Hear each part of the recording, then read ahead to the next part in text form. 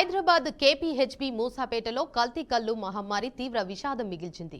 అస్వస్థతకు గురైన వారిలో 5గురు మృత్యువాత పడ్డారు. వీరిలో ఒకరు 2 రోజుల క్రితమే మృతి చెందగా ఆసుపత్రిలో చికిత్స పొందుతూ 4గురు కన్నుమూశారు. వేర్వేరు ఆసుపత్రుల్లో చికిత్స పొందుతున్న బాధితులందరినీ నిమ్స్కు తరలిస్తున్నారు. మంగళవారం రాత్రి బాధితుల సంఖ్య 15 ఉండగా బుధవారం సాయంత్రానికి 31కి పెరిగింది. వారిలో ఒకరి పరిస్థితి విషమంగా ఉన్నట్లు సమాచారం. ఈ ఘటనతో బాలనగర్ అబ్కారీ ఠాణాలో 5 కేసులు, కేపీహెచ్బీ పోలీస్ స్టేషన్లో 3 కేసులు నమోదయ్యాయి. కల్లు కాంపౌండ్కు చెందిన 7గురిని అదుపులోకి తీసుకున్నారు. బాధితుల సంఖ్య పెరుగుతుండటంతో బాలనగర్ జోన్ పోలీసు మేడ్చల్ జిల్లా వైద్యాధికారిణి ఉమా, అబ్కారీ అధికారులు ముమ్మరి తనిఖీలు చేపట్టారు.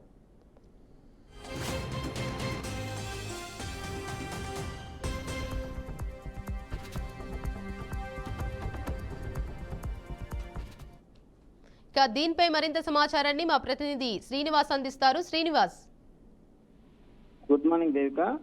తెలంగాణలోని మరోసారి కల్తీ కల్లు కలవరం రేపింది. దీనికి సంబంధించి ఇప్పటికే ఎక్సైజ్ అధికారులు కూడా పెద్ద ఎత్తున దాడులు నిర్వహిస్తున్నారు. దీనికి సంబంధించి హైదరాబాద్ జిహెచ్ఎంసీ పరిధిలో ఉన్నటువంటి ముసాయిపేటలోని కల్తీ కల్లు కలవరం లేపినటువంటి పరిస్థితి. కల్తీ కల్లుకు సంబంధించి గతంలో కూడా అనేక సార్లు సంఘటనలు జరిగాయి. దీనికి సంబంధించిన తెలంగాణ ఎక్సైజ్ శాఖ కూడా సూచనలు కూడా చేసినటువంటి పరిస్థితి. కానీ పరిస్థితులు ఎక్కడ దానికి సంబంధించినటువంటి మెరుగైన పరిస్థితులు రాలేకపోవడంతో మరోసారి మృత్యువార్త పట్టినటువంటి అనేక మంది అమాయకులు. దీనికి సంబంధించి వివిధ కళ్ళు కాంపౌండ్ లో జరుగుతున్నటువంటి ఆల్కహాలిన్ సంబంధించిన పర్సెంటేజ్ కలపడంలోని వాళ్ళు ఎక్కువ మొత్తంలో కలిపి ఇది ప్రజల అనారోగ్యం చేస్తున్నారనేది ఎక్సైజ్ అధికారులు నిర్ధారించారు. దీనికి సంబంధించి ఇప్పటికే వివిధ ఆసుపత్రుల్లో మరొక 6గురు కూడా బాధితులు ఉన్నట్లు కూడా తెలుస్తుంది. వాంతులు విరేచనాలు అవడంతో ఆసుపత్రులకు బాధితులు వెళ్ళిపోయారు. నిమ్స్ లో 31 మంది బాధితులు కూడా వాళ్ళకు చికిత్స కొనసాగిస్తున్నటువంటి పరిస్థితి. ఏది ఏమైనప్పటికీ తెలంగాణలోని గత కొంతకాలంగా ఎక్సైజ్ వారు రైడ్ చేస్తున్న కల్తీ కల్లు పేరుతోటి అనేక మంది వ్యాపారాలు చేసుకుంటున్నారు. వీరికి తాత్కాలికంగా కొంత ఊరట ఇచ్చినా కూడా వారిపై కఠిన చర్య లేకపోవడంతో విద్వేషగా ఈ నకిలీ కల్తీ కల్లు వ్యాపారం అయితే జరుగుతున్నటువంటి పరిస్థితి. అది ప్రధానంగా హైదరాబాద్ కు చివర్లో ఉన్నటువంటి ప్రాంతాలు, జిహెచ్ఎంసీ పరిధిలో ఉన్నటువంటి ప్రాంతాలలోని లేదా మాస్ కమ్యూనికేషన్ ఉన్నటువంటి పబ్లిక్ ఏరియాలో కూడా ఈ కల్తీ కల్లు దందా కొనసాగుతుంది.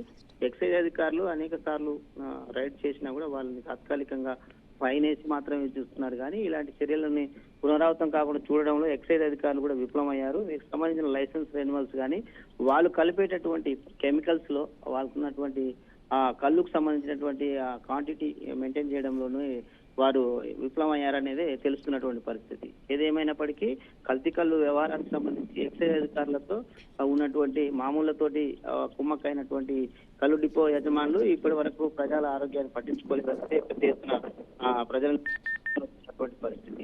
తెలంగాణ వ్యాప్తంగా ఉన్నటువంటి కల్తీ కల్లు కంపౌండ్లకు సంబంధించి ఇప్పటికైనా చర్యలు తీసుకొని అమాయక ప్రజల ప్రాణాలను కాపాడాలనేది ప్రజలు పెద్ద ఎత్తున ఆవేదన చెందుతున్నటువంటి పరిస్థితి. తెలంగాణలో జరుగుతున్నటువంటి అనేక కల్లు కాంపౌండ్లోని పెరుగుతున్నటువంటి బాధితుల సంఖ్య కూడా పెద్ద ఎత్తున ఉందనేది కూడా తెలుస్తుంది. ఆ సంబంధించినటువంటి కల్లు నిర్వాహకులు కూడా పరిశుభ్రతగా ఉండాల్సిన ప్లేస్ లోని అపరిశుద్ధంగా ఉంటూ కెమికల్ డోసులని ఎక్కువ కలపడంతో ఈ ప్రమాదం జరిగిందనేది ఎక్సైజ్ అధికారులు కూడా నిర్ధారించారు. దీనికి సంబంధించినటువంటి ఎవరైతే ఉన్నతాధికారులు ఉంటారో వారిపై చర్యలు తీసుకొని ఇలాంటి వాటిని లైసెన్స్ కూడా రద్దు చేయాలనేది ప్రజలు పెద్ద ఎత్తున కోరుకుంటున్నటువంటి పరిస్థితి. అయితే శ్రీనివాస్, ఇప్పటి వరకు కల్తీ కల్లు ఘటనపై ఎన్ని కేసులు నమోదయ్యాయి అంటారు? ఈ కేసులు ఏ పోలీస్ స్టేషన్లలో పరిధిలో నమోదయ్యాయి? ముసాయిపేట పరిధి, జిహెచ్ఎంసీ పరిధిలో ఉన్న ముసాయిపేటలోని కల్తీ కల్లుకు సంబంధించినటువంటి కేసులు ఇప్పటికీ గతంలో కూడా నమోదయ్యాయి. ఇప్పుడు ఈ పట్టినటువంటి కుటుంబ సభ్యులు కూడా పదే చెప్తున్నటువంటి పరిస్థితి. వీళ్ళందరికీ ప్రధానంగా చెప్పేది అంటే ఎక్సైజ్ వాళ్ళు తాత్కాలికంగా దాడులు చేస్తున్నారు. మామూలు ముట్టడంతో ఆ కల్లు కాంపౌండ్ల మీద చర్యలు లేవు. దీనికి సంబంధించినటువంటి విషయాలలో వారు చాలా నిర్లక్ష్యం చూస్తున్నారు అనేదే అక్కడ ఉన్నటువంటి ప్రజలు కానీ అక్కడ ఉన్నటువంటి బాధిత కుటుంబ సభ్యులు కానీ వాళ్ళ యొక్క ఆవేదన ఉన్నటువంటి పరిస్థితి. ఈ కల్లు కాంపౌండ్ లో గతంలో కూడా తాత్కాలిక రైడ్స్ మాత్రం చేస్తారు కానీ పూర్తిగా వాళ్ళకి సంబంధించిన శాంపిల్స్ కానీ రోజువారీగా శాంపిల్స్ ఇవ్వాల్సి ఉంటుంది. ఆ రోజువారీగా శాంపిల్స్ రిపోర్ట్స్ ఇప్పటికీ ఎక్సైజ్ వారి దగ్గర లేకపోవడం ఇది చాలా విచిత్రంగా అనిపిస్తుంది. ప్రతిరోజు వాళ్ళు తెచ్చేటటువంటి కళ్ళులోని ఉదయానికి సంబంధించినటువంటి ఎన్ని లీటర్స్ డంప్ చేస్తారు, దానికి సంబంధించినటువంటి కెమికల్ ఎక్కడెక్కడ ఇది అవుతుంది, దాని శాంపిల్ తీసుకోవాల్సిన పరిస్థితి ఎక్సైజ్ వాళ్ళకు ఉంది. కానీ ఆ ఎక్సైజ్ వాళ్ళు మాత్రం నిమ్మకి నీరెత్తినట్టుగా వ్యవహరించడంతో ఇలాంటి ప్రమాదాలు జరుగుతున్నాయి అనేది స్పష్టంగా అర్థమవుతున్నటువంటి పరిస్థితి దేవిక. అయితే శ్రీనివాస్, కల్లు సరఫరాకు సంబంధించి 7గురిని అదుపులోకి తీసుకున్నట్లు పోలీసులు అయితే చెప్తున్నారు. వీరిపై ఏ ఆధారాలపై కేసులు నమోదు చేశారంటారు? ప్రధానంగా చూసినట్లయితే కల్లుకు సంబంధించిన కంపౌండ్లలో ఎక్సైజ్ అధికారులు కొంత లైసెన్సులు కూడా జారీ చేశారు. ఆ ప్రాంతాలకు సంబంధించినటువంటి కల్లు సొసైటీస్లే కావచ్చు, దానికి సంబంధించినటువంటి వారిలో డిస్ట్రిబ్యూషన్ కేంద్రాలు ఉన్నాయి. వాళ్ళకి సంబంధించిన కేంద్రాల్లోనే అమ్ముకోవాలనేది గత కొంతకాలంగా కూడా ఎక్సైజ్ అధికారులు కొన్ని ఏదైతే వైన్ షాప్లకు ఎలా లైసెన్స్ ఇచ్చారో వాళ్ళకు కూడా కొంత లైసెన్స్ జారీ చేయడం కూడా జరిగింది. కానీ అక్కడ నిర్వాహకులు మాత్రము ఆ లైసెన్స్ లో ఉన్నటువంటి ఇన్స్ట్రక్షన్స్ ఏవైతే డంపింగ్ చేసినటువంటి కళ్ళు కానీ సంబంధించినటువంటి కళ్ళుకు సంబంధించినటువంటి నిర్వహణకు సంబంధించినటువంటి వాటిలోని ప్రికాషన్స్ తీసుకోకపోవడంతో ఇన్ఫెక్షన్ అంటే నిల్వ ఉంచిన కళ్ళును దానికి సంబంధించినటువంటి సీసాలో డంప్ చేస్తున్న క్రమంలో కూడా ఇలాంటి ఇన్ఫెక్షన్స్ జరుగుతున్న క్రమంలో బాడీని కస్టమర్స్ ఇన్ఫెక్షన్ జరుగుతుంది అనేది స్పష్టంగా పరిస్థితి. ఈ కబ్లు శాంపిల్స్ ప్రతిరోజు ఎక్సైజ్ వాళ్ళు సేకరించలేదు. దీనికి సంబంధించి నష్టం జరగడానికి ప్రధాన కారణం అనేది కూడా పదే ఎక్సైజ్ అధికారి చెప్తున్నారు. దానికి సంబంధించిన ల్యాబ్ ఏదైతే బాడీలో తీసుకున్నటువంటి పాయిజన్స్ కానీ లేకపోతే సంబంధించినటువంటి కెమికల్ పర్సంటేజ్ ఎంత అనేది కూడా ల్యాబ్ వాళ్ళు కూడా పంపించనున్నారు. దీనికి సంబంధించి పరిశీలన చేసిన తర్వాత కూడా అదే పునరావృతం అయినట్లయితే ఆ కళ్ళు కంపౌండ్ సంబంధించినటువంటి పరిశీలన కూడా రద్దు చేయనున్నట్టు తెలుస్తుంది దేవిక.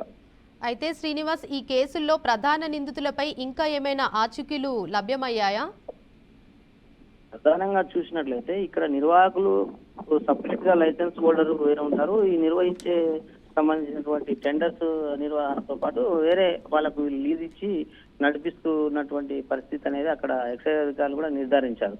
కానీ ఎవరైతే లైసెన్స్ హోల్డర్ ఉంటారో వారికి శిక్షలు పడుతున్నాయి అని చెప్తున్నారు. కానీ అక్కడ ఎవరైతే నిర్వాహకులు ఉన్నారో ఆ నిర్వాహకులకు కానీ లైసెన్స్ ఉన్న హోల్డర్కి కానీ ఎలాంటి సంబంధాలు లేవనేది అక్కడ ప్రాక్టికల్ గా వాళ్ళు రైడ్ చేసినప్పుడు కానీ అక్కడ దర్యాప్తులో కూడా తేలినటువంటి విషయం. ఎవరైతే లైసెన్స్ హోల్డర్ ఉంటారో వారికి శిక్ష పడుతుంది. కానీ ఆ లైసెన్స్ హోల్డర్స్ ఇచ్చిన ఇన్స్ట్రక్షన్స్ ఎవరైతే సబ్బు లీజు తీసుకున్న వారు నిర్వహణలో డిఫాల్ట్ అయిందనేది టోటల్ గా తెలుస్తున్నటువంటి పరిస్థితి. ఏదేమైనప్పటికీ లైసెన్స్ ను రద్దు చేస్తూ అక్కడ నిర్వాహకులను కూడా అరెస్ట్ చేయడానికి ఒక 7గురిని అదుపులోకి తీసుకున్నారు.